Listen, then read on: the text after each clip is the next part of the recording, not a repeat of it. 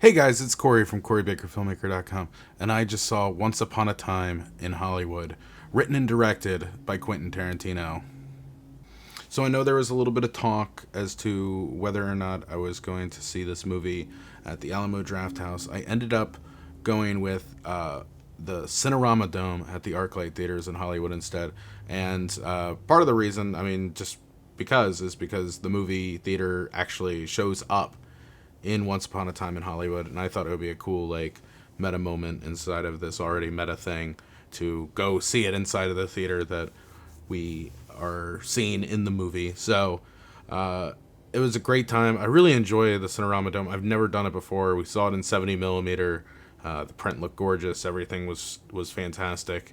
Definitely worth, I think, for special occasions like this, like a movie that you know is going to be something really to behold. I would recommend seeing it in a format like the Cinerama Dome, or a place like the Cinerama Dome if you're near like a legendary theater of some kind. That's the best way to see it.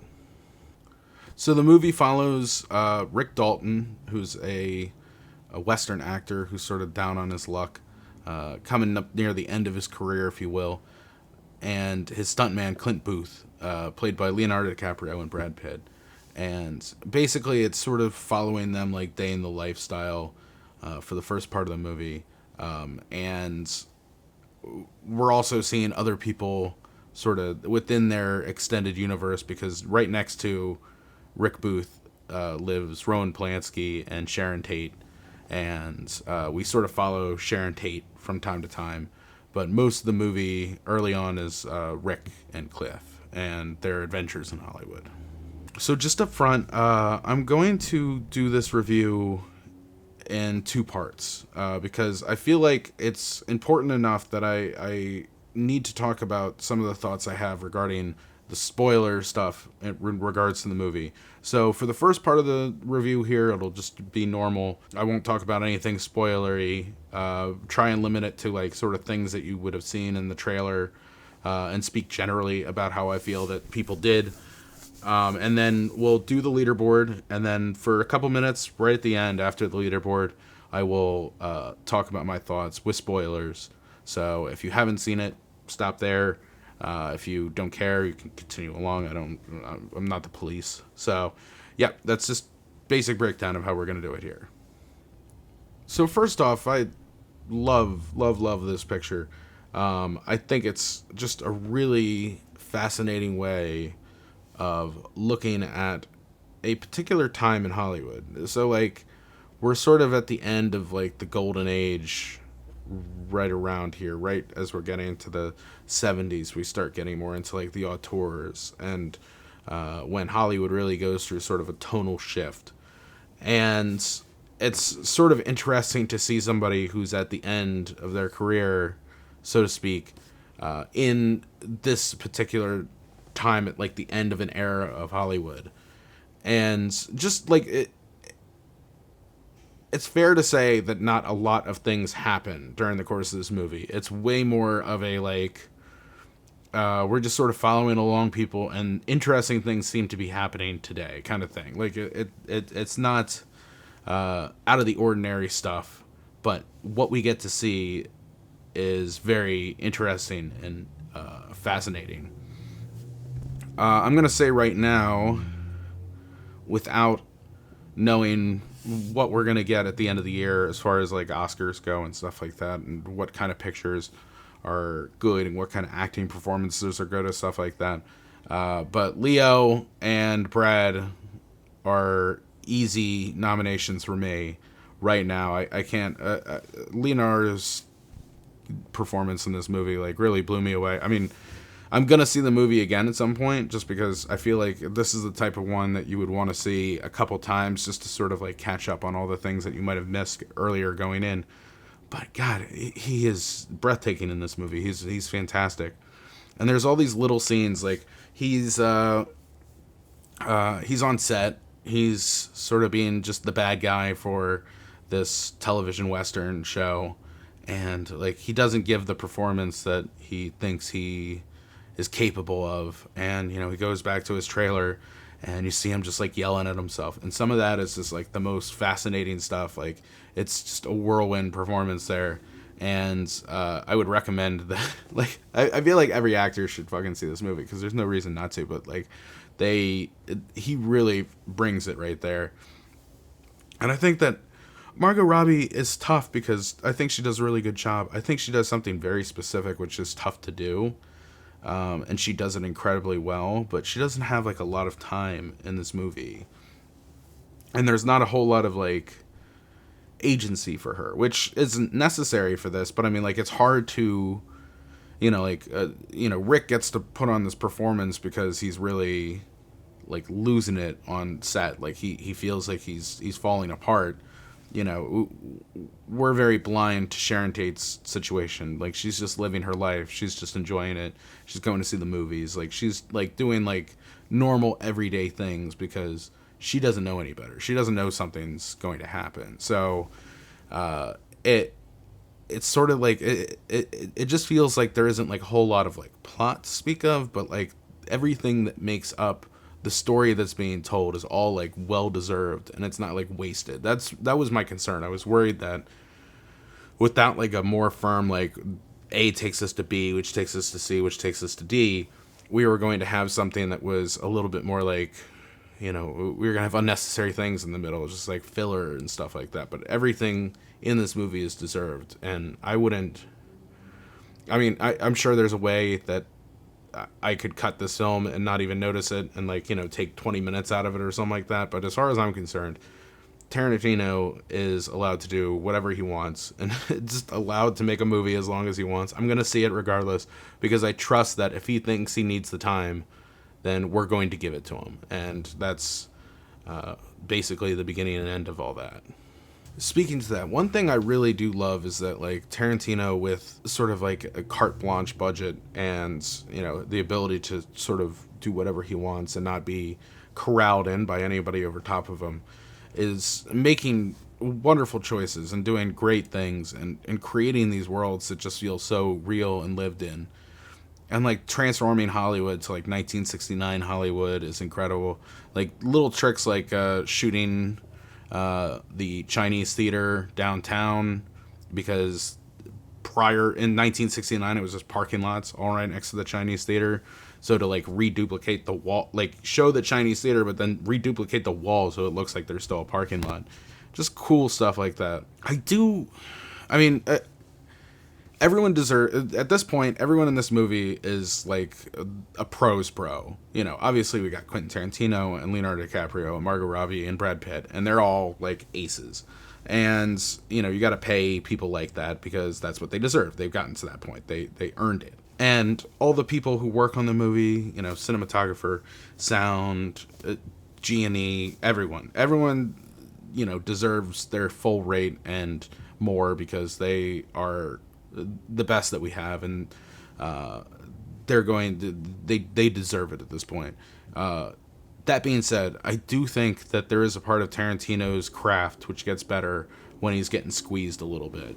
So, obviously when he was doing earlier pictures, like, his Reservoir Dogs and Pulp Fiction and stuff like that, it wasn't an unlimited budget. It just wasn't everything he wanted was given to him. And I think that having to sort of fit inside of a box made him a little bit more creative. And I'm not saying fire people or don't pay them as much as they deserve, or like just let him do whatever he wants. I think that there's a limit. I think there's a little bit of a balance that can be found there between everything he needs to make this picture and just a little bit less to like make him like be creative about it. And it wasn't a detriment to the film by any means. It's amazing looking, and everyone should strive for something that looks this good. But I don't know, it's like a desire, like it just feels like if he has to earn it a little bit more, then it shows up on the screen just that little tiny fractional amount, and that little bit is like the difference for me between like, a couple points, like a couple fractions of a point on the rating that I will do later. And that's just like part of like getting every little tiny last bit out of a great performance. Something that I thought was cool, and I didn't really get a chance to like dig deep into this and like find out if it like affects all the people of the Manson family in this movie. But something I found interesting was that there are a lot of children of Hollywood royalty in the Manson family, or not just Hollywood, just Hollywood people. There's connections to Hollywood people in the children in the family. So obviously Maya Hawke, Uma Thurman's daughter, is one of them, and Ethan Hawke's daughter. Harley Quinn Smith, Kevin Smith's daughter, is in there. Lena Dunham's in there. Rumor Willis is in there. Like, there's a lot of people who are related to people that we know and are sort of like on the verge too in a lot of these cases. I just thought that was like a cool little like added twist. Like, even the people who are here to destroy Hollywood are kind of part of it too. It's like we're all like, you know, connected in some sort of way. And even when we're trying to like harm things, like we're still part of it in a manner as well. And I just thought that was like a cool extra little piece of like meta filmmaking that goes on there. So one thing I feel like I should do, just like out of responsibility, is like somebody who might be telling somebody whether or not to go see this movie. And believe me, it's go see this movie. But I think that you should be at least casually aware of what happened with Sharon Tate and the Manson family before you go see this movie. Again, I'm not spoiling anything. I think that I'm not like a big spaghetti western person, but this movie did enough to tell me everything I needed to know about when we got to the spaghetti western part of the movie. And, you know, it's not like you needed to be like a scholar on Italian film to be able to like accurately, you know, understand what was going on in those parts of the movies. But and other parts of the movie too, they do everything they can to like sort of set it up beforehand. But I mean, like, at least walking in, you should know that Sharon Tate was murdered by the Mansons, and it was, you know, like a preordained thing, and that you know, the more details that you're allowing yourself to know, the better. But you know, it's kind of a horrible thing to read, so I understand why people would not want to get too deep into it. But a general understanding, because I feel like that's the only thing Quentin didn't really like set up as well. And I think he assumed that most people who see the movie would know, but I don't think that 100% of people who would see this movie would know. And for those 100%, for the people who are not in the I know everything about Sharon Tate category, like, just a little tiny bit of research before you go. That's all I'm saying. Just a smidge, just so you know what happened. Talking in particulars, I mean, this movie is just, as every Tarantino movie is just loaded to bear with amazing actors and star-making performances, and doing everything that they need to just like nail these performances. I am blown away by a lot of people. I mean, obviously I touched on Leo and Brad and Margot earlier. So like, even little bit things like Damian Lewis plays Steve McQueen for like, you know, 10 lines maybe, and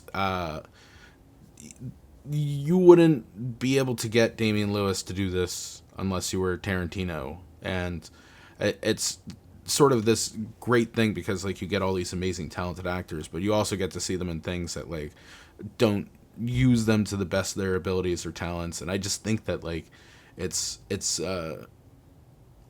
you get these great little tiny performances, but you don't get like the full capability of a Damian Lewis when he's just like 10 lines in and sort of out of the movie. Julia Butters, though, she's the kid who Leo is acting with in the movie that he's working on, and she's fantastic. I loved her. Everyone's sort of talking about her, but she was really, really good. You know, like people like Bruce Dern, just like in small little roles, playing like George Spahn, like awesome. you got James Remar like just like sitting at like the background somewhere. I didn't even notice he was in this movie. So I mean, like it's wonderful like that you're loaded to bear with all these amazing like top flight actors like all over the place, and all of them bringing it, and all of them knowing sort of like the stakes of like a big Tarantino Hollywood film, and like it just everyone just being ready to go from day one, and it shows on the screen. Do you mind if we stop at El Coyote on my way to the leaderboard? It's leaderboard time. This is the oh god, second or third time I've seen a movie at the ArcLight Hollywood. I will have to double check that. It will be correct over here on the leaderboard. So go by that. Don't go by what I say. What I can tell you though is that we are going to have a new member of the leaderboard, the movie leaderboard right now. Some Spider-Man is getting kicked off. So currently, just to set it up for the people who only listen on the podcast version, I know you don't get to like hear the leaderboard that often, so I'll sort of recap right now. At the number one spot at 8.9 is Isle of Dogs. Down the list, Roma, Phantom Thread, Black Panther, Shape of Water, I, Tonya, First Man, Black Klansman, Game Night, Spider-Man Into the Spider-Verse. These are all movies that have been since I started doing the reviews, so we're kind of like in this unusual, like, you know, like there hasn't been a lot of like truly fantastic movies that have come out in that time, like the transcendent, like, you know, pantheon type movies, I feel. But this is going to be a contender for that for a while, I think. It's just so good. Like, literally, there's nobody in this movie who's not doing a hell of a job. And sometimes when you get people who are just aces and they know how to do it and they're professionals, like, it just seems so much easier. Like, it's an incredibly hard thing to do, to make a movie that looks good, that makes sense, that all the things work.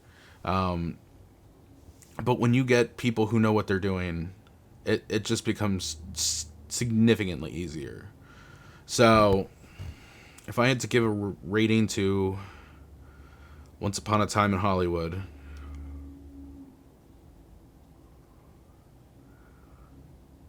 I will give it a 9.3. New number one on the leaderboard. It was so good. I you know, again, I see a lot of these movies to do reviews on them. I don't often get a chance to see one again because I'm more worried about seeing a new movie so that I can do a review rather than see something I've already seen. But I mean, like, at some point I'm going to find the time to go watch this movie again while it's still in theaters, because it was just so amazingly well done. Anyway, it's time for the spoiler part of the conversation. So if you don't want to hear spoilers, this is your warning. I'll give you the 3, 2, 1. I was not expecting the ending. I was not.